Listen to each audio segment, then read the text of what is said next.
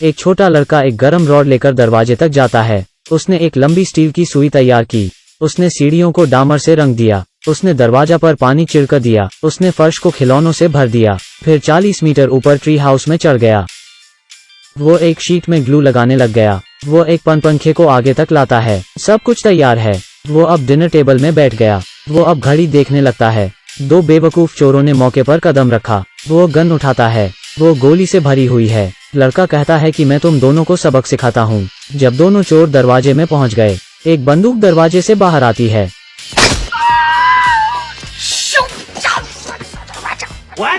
पलक झपकते ही उस चोर को दर्द होता है, लेकिन वो चुप रहता है। स्थिति की जांच के दूसरा चोर मिनी डोर से झांकता है। उसने अपना सिर द्वार में चिपका दिया।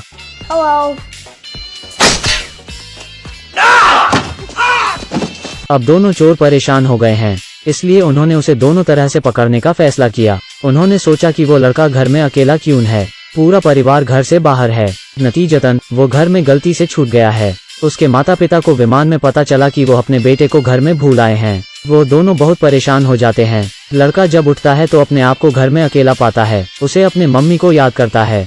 वो अब में अकेला है। वो मस्ती करने लग जाता है। वो कमरे में खिलौने से खेलने लग जाता है और आराम से बैठकर टीवी देखता है। वो टेस्टी खान भी खाता है। यहाँ तक वो सीढ़ियों पर स्कीइंग करता है। वो सीखियों से स्कीइंग करता है और घर से बाहर आ जाता है, लेकिन वो एक परछाई देखता है। वो देखा कि घर में दो चोर घुसने की कोशिश कर रहे हैं। वो दोनों दरवाजा तोड़ने ही वाला होता है कि लड़का चौकन्ना हो जाता है। उसने घर की सारी लाइट चालू कर दी। चोरों को लगा कि घर में कोई है तो वो वहाँ से चले गए। विला क्रिसमस की लाइट से सजा हुआ है। दोनों चोर यहाँ फिर से गए हैं। वो दोनों खिड़की से बाहर देखते हैं। ऐसा लगता है कि अंदर एक बड़ी पार्टी चल रही है। दोनों बहुत चौंक जाते हैं, लेकिन वो नहीं जानते कि अंदर पार्टी नहीं चल रही, यहाँ सिर्फ पुतले हैं। लड़का इन सब को रस्सी से नियंत्रित करता है। दोनों चोर फिर भाग जाते हैं, लेकिन वे दूर नहीं गए हैं। लड़का अगले दिन क्रिसमस ट्री लेने जाता है। पास में पहरा दे रहे चोर उसे देख रहे हैं। उन्हें अब समझ आया कि वो लड़का उन्हें बेवकूफ बना रहा था। वो चोर उस बच्चे को खिड़की से देख रहा है। निश्चित रूप से वो घर पर अकेला है, इसलिए दोनों ने शाम 9 बजे वापस आने का फैसला किया। लेकिन लड़के ने भी ये सब देख लिया है। उसमें से एक चोर ने मिनी डोर से झांका। लड़का भी वहीं है। लड़का उन्हें डांट से मारता है। आदमी दर्द में चिल्ला रहा है। लड़का खुशी से झूम उठा। चोरों ने फैसला किया कि वो दोनों तरफ से घर में घुसेंगे। जब मूर्ख चोर सीढ़ियां चढ़ने ही वाला होता है, वो जमीन पर गिरे पानी की वजह से गिर जाता है। वो रेलिंग की सहारे ऊपर चढ़ता है, लेकिन वो फिर गिर जाता है। उसे काफी दर्द होता है। दूसरा चोर बेसमेंट से अंदर जाना चाहता है, लेकिन वो भी चोटिल हो जाता है। वो चोर दरवाजा खोलने की कोशिश करता है। अंत में दरवाजा खोल लेता है। वो बेसमेंट में घुस गया है। वो लाइट चालू करता है। नतीजा, एक आयरन उसके मुंह में गिर जाता है। वो दरवाजे में आ ही जाता है। वो अभी दरवाजा खोलने ही वाला है, लेकिन गर्म रॉड की वजह से उसका हाथ जल जाता है। राहत पाने के लिए वो अपना हाथ बर्फ में रखता है। वो पिछले दरवाजे से अंदर घुसने की कोशिश करता है। वो डोर नाब को छूकर चेक करता है। यह ठीक है। फिर वो खुशी से दरवाजे को धक्का दिया और अंदर चला गया। नतीजा,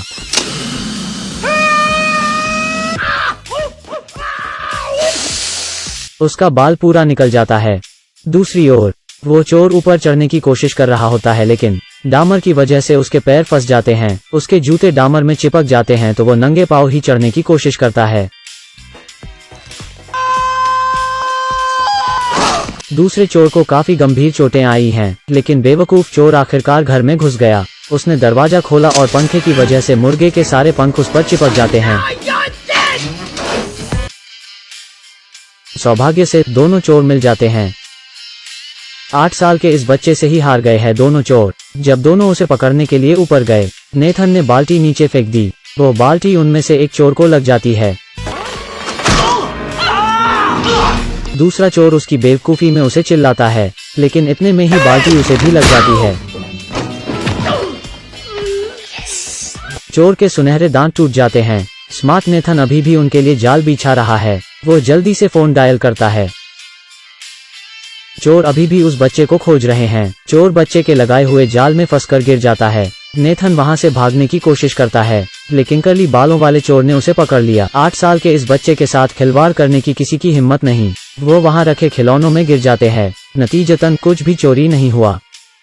बेवकूफ चोरों को स्मार्ट लड़के ने हरा दिया। यहाँ तक कि कर्ली बालों वाले के पैर में कील भी घुस जाते हैं। लेकिन बच्चा अब उस चोर के पकड़ में है। लेकिन बच्चा एक मकड़ी को उठा लिया और उसे चोर के चेहरे में रख दिया।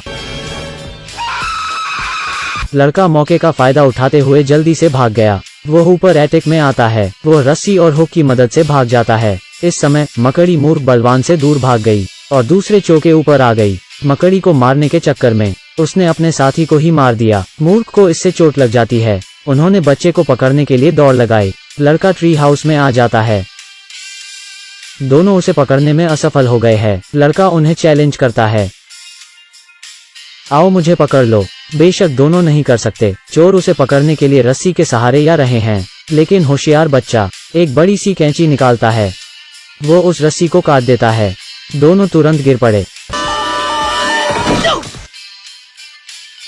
लड़का भाग जाता है। वो भागकर पड़ोसी के घर चला जाता है। वो बेसमेंट से ऊपर गया, लेकिन उसे दोनों बदमाश चोरों ने पकड़ लिया। वो उसके दरवाजे में पटक देते हैं, लेकिन तभी वहां पड़ोसी आ जाता है और पड़ोसी के पास बर्फ निकाले वाली शवल भी है। वो उन पर पीछे से हमला करता है।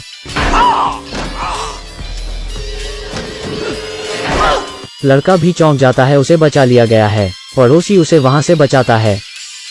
पुलिस उन दोनों चोरों को गिरफ्तार कर लेती है। लड़के ने उन्हें खिड़की से अलविदा किया।